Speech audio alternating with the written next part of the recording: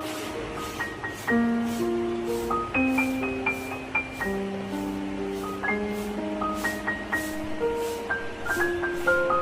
Morning, শুভ সকাল বন্ধুরা। চলে আসলাম নতুন একটা দিন, নতুন একটা সকাল নিয়ে তোমাদের সাথে দেখা করতে।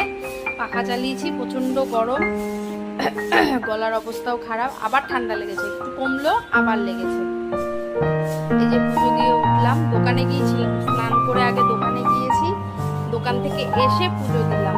দুধ ছিল না, চা করবো, তারপরে ডিম ঠিম নিয়ে আসলাম। ওই যে দোকান থেকে এসে পুজো দিলাম, পুজো দিতে দিতে পুরো দেখো ঘেমে স্নান। এত গরম পড়েছে, এত গরম পড়েছে বলার মতন না। কালকে তো মানে বিভৎস গরম, কালকে ওই অতিরিক্ত গরম পড়েছে, তার মধ্যে আমি একটু ঠান্ডা জল টল খেয়েছি, ব্যাস মিশিয়েই খেয়েছি, ঠান্ডা গরম মিশিয়েই খেয়েছি, আর ঠান্ডা লেগে গেছে। মানে ভালো লাগছে না, একটু যন্ত্রণা করছে জানো। এই আবার ঠান্ডাটা লাগলো, কমলো দুদিন আবার লাগলো।